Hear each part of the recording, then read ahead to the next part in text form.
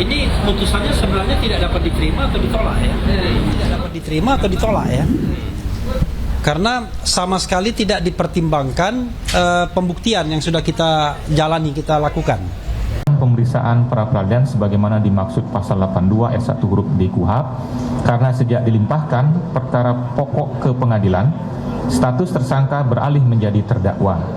Status penahanannya beralih menjadi wewenang hakim. Dalam hal hakim pra peradilan tetap memutus dan mengabulkan permohonan pemohon, putusan tersebut tidak menghentikan pemeriksaan perkara pokok. Menimbang bahwa sekalipun objeknya tidak sama persis, namun permohonan pra peradilan ini memiliki kesamaan dengan perkara pra peradilan nomor 108 Pitpra 2026 PN Jakarta Selatan yang diputus pada tanggal 20 Juli 2026 dari aspek waktu pengajuannya, yakni diajukan setelah perkara pokok dilimpahkan ke Pengadilan Negeri Jakarta Timur pada tanggal 23 Juni 2026. Menimbang bahwa hakim mengutip pertimbangan dalam putusan nomor 108 Pitpra 2026 PN Jakarta Selatan halaman 104 paragraf kedua dan ketiga, yakni sebagai berikut. Menimbang bahwa dalam rumusan pasal 163 ayat 1 huruf E KUHP baru, menurut hakim dimaksudkan untuk mencegah upaya penyalahgunaan hukum oleh penyidik dan penuntut umum untuk sekadar menggugurkan upaya pra peradilan, misalnya dengan cara meminta penundaan sidang pra peradilan agar dapat segera menyelesaikan proses penyidikan, melimpahkan pokok perkara dan diterima oleh pengadilan. Cara-cara ini menyebabkan tertutupnya hak tersangka untuk memperoleh perlindungan hak asasi manusia dengan jalan menguji upaya paksa yang dilakukan terhadap dirinya. Sekalipun di sisi lain, hak untuk segera diperiksa perkaranya di pengadilan juga merupakan hak asasi tersangka. Menimbang bahwa di sisi lain, perubahan undang-undang yang berusaha menutup celah atau mengantisipasi penyalahgunaan kewenangan tersebut juga tidak boleh disalahgunakan untuk menunda-nunda pemeriksaan pokok perkara. Karena hal tersebut justru akan menimbulkan ketidakpastian hukum bagi pelapor yang juga memiliki hak agar materi pokok dugaan tindak pidana yang dilaporkannya segera mendapatkan putusan dari pengadilan, terlepas dari apapun putusan yang akan dijatuhkan. Menimbang bahwa di bagian lain putusan nomor 108 Pitpra 2026 PN Jakarta Selatan pada halaman 105 paragraf keempat, halaman 106 paragraf kedua dan ketiga, hakim berpendapat menimbang bahwa setelah menetapkan pemohon sebagai tersangka dan dilanjutkan dengan pemanggilan pemohon untuk didengar keterangannya sebagai tersangka, termohon juga melakukan gelar perkara khusus atas permintaan pemohon dan telah memberikan kesempatan kepada pemohon mengajukan saksi dan orang-orang yang memiliki keahlian khusus guna memberikan keterangan yang menguntungkan bagi dirinya. Setelah diberikan kesempatan mengajukan bukti yang meringankan, pemohon tidak menggunakan hak hukumnya mengajukan pra peradilan untuk menguji penetapan tersangka tersebut. Selanjutnya, hingga hasil penyidikan dinyatakan lengkap oleh penuntut umum di tanggal 30 April 2026, pemohon juga tidak mengajukan pra peradilan untuk menguji penetapan tersangka.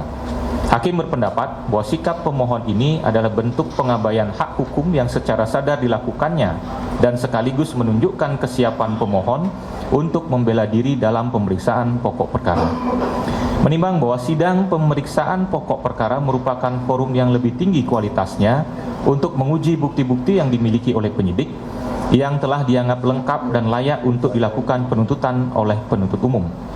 Menimbang bahwa kepentingan hukum kedua belah pihak, yakni pemohon dan pelapor, sesungguhnya telah bertemu dengan telah terbukanya forum pemeriksaan pokok perkara. Pemohon seharusnya menggunakan forum itu untuk mengajukan segala argumentasi hukum terkait ketentuan pidana yang didakwakan atau hal-hal lain yang terkait dengan syarat formil dan material surat dakwaan, dan untuk menguji alat bukti baik yang diajukan turut termohon maupun yang diajukan pemohon. Majelis hakim dalam pokok perkara memiliki kewenangan untuk memeriksa alat bukti tidak hanya dari sisi kuantitasnya, melainkan juga memeriksa relevansi dan kualitasnya, serta apakah pembuktian itu mampu meyakinkan majelis hakim. Dengan kata lain, majelis hakim dalam pokok perkara memiliki kewenangan memeriksa perkara dalam ruang lingkup yang jauh lebih luas dibandingkan hakim pra peradilan. Dalam keadaan demikian, tentu hak hukum pemohon tidak akan dirugikan. Selanjutnya, dalam pertimbangan di halaman 106 paragraf kelima, hakim berpendapat sebagai berikut. Menimbang bahwa hakim berpendapat pasal 163 ayat 1 huruf E bermakna bahwa pemeriksaan pra peradilan hanya dapat menunda dimulainya pemeriksaan pokok perkara jika perkara pokok dilimpahkan pada saat proses pra-peradilan sedang berlangsung. Namun, jika pokok perkara telah dilimpahkan ke pengadilan, baru kemudian permohonan pra-peradilan diajukan satu persatu menggunakan pasal 160 ayat 3, maka hal itu harus dianggap sebagai penyalahgunaan prosedur hukum. Menimbang bahwa hakim pada prinsipnya tetap konsisten dengan pendapatnya, sebagaimana diuraikan dalam pertimbangan putusan nomor 108 Pitpra 2026 PN Jakarta Selatan tersebut di atas. Permohonan yang diajukan dalam perkara ini terkait upaya paksa penetapan tersangka dan larangan bagi tersangka untuk keluar dari wilayah Indonesia sudah tidak relevan lagi.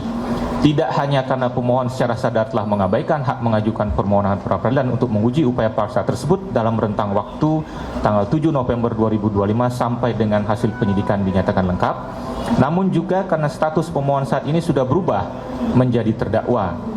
Sejak perkara pokok dilimpahkan oleh penuntut umum kepada Pengadilan Negeri Jakarta Timur dan telah diregister, maka sejak saat itu kewenangan terkait perkara telah beralih kepada Pengadilan Negeri Jakarta Timur dan status pemohon telah berubah menjadi terdakwa.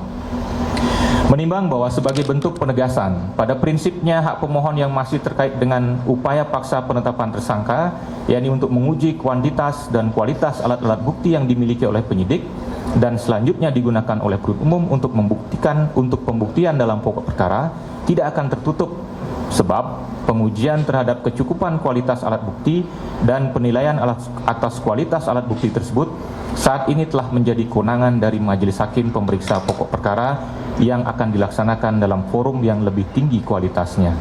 Terlebih lagi, pengujian yang dikaitkan dengan perumusan surat dakwaan agar bebas dari cacat formil baru dapat diajukan dalam persidangan pokok perkara di salah satu tahapan yang disebut dengan perlawanan sebelum tahap pembuktian. Hal tersebut mutlak menjadi kewenangan majelis hakim pemeriksa pokok perkara. Menimbang bahwa berdasarkan seluruh uraian pertimbangan di atas, maka permohonan pra-peradilan pemohon tidak beralasan hukum sehingga sudah dipatutnya dinyatakan ditolak untuk seluruhnya. Menimbang bahwa oleh karena permohonan pra-peradilan ditolak untuk seluruhnya, maka biaya yang timbul dalam perkara ini haruslah dibebankan kepada pemohon sejumlah nihil, mengingat pasal 89, 160 ayat 3, 163 ayat 1 Undang-Undang 20 tahun 2025 serta peraturan perundang-undangan lain yang bersangkutan mengadili menolak permohonan pra-peradilan pemohon untuk seluruhnya. Dua, membebankan kepada pemohon untuk membayar biaya perkara sejumlah nihil. Demikianlah diputus dalam sidang hari Rabu tanggal 26 Agustus 2026 oleh Ketut Darpuanesa, Hakim Pra-Peradilan pada Pengadilan Negeri Jakarta Selatan, dan diucapkan dalam sidang terbuka untuk umum pada hari dan tanggal itu juga oleh hakim tersebut dibantu oleh Bagus Setiawan Eko Suryono SHMH Panitera Pengganti, serta dihadiri oleh pemohon dan kuasanya, kuasa termohon serta kuasa turut termohon.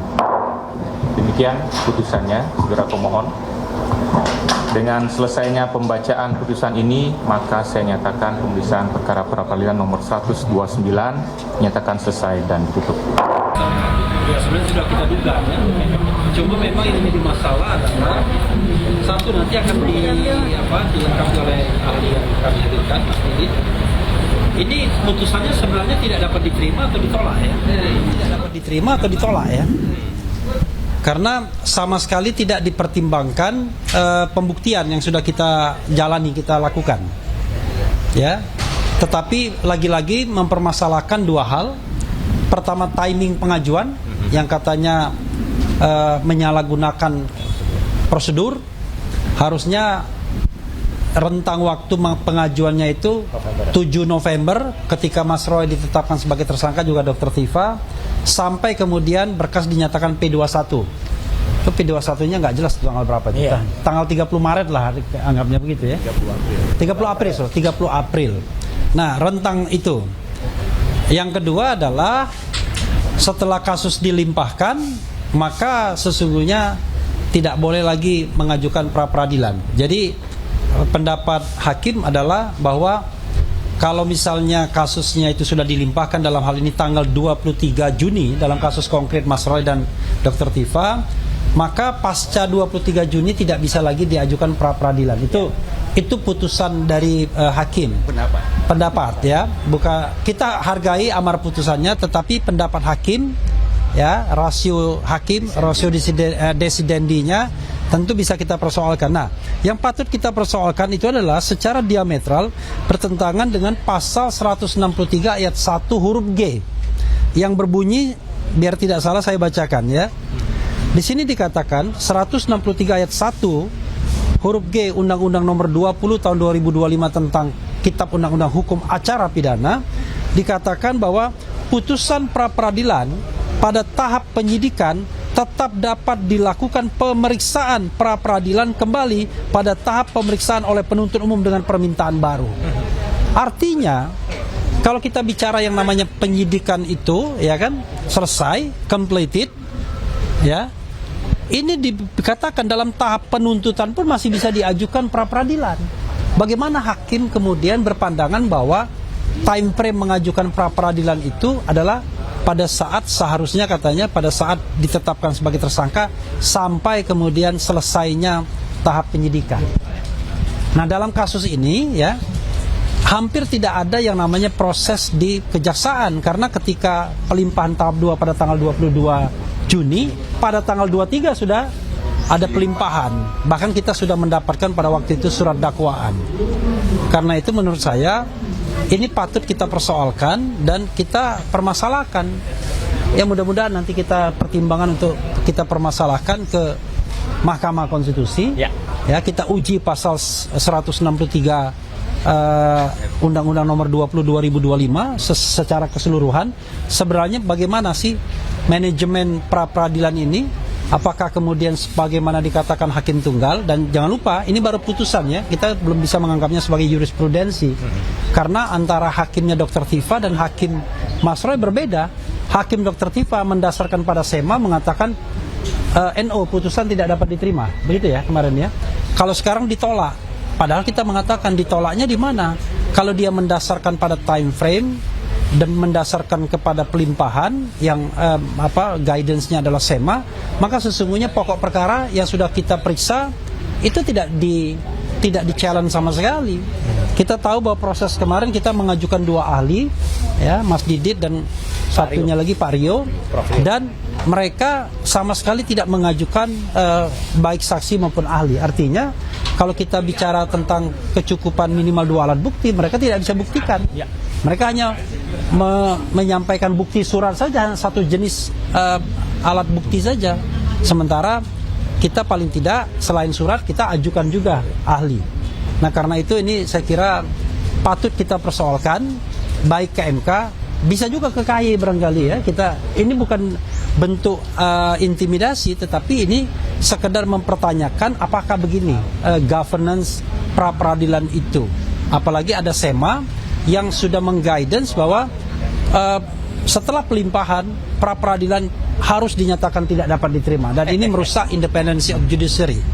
Jadi sekalipun Ketua Mahkamah Agung tidak boleh mengintervensi putusan seorang hakim karena putusan itu adalah mahkota seorang hakim.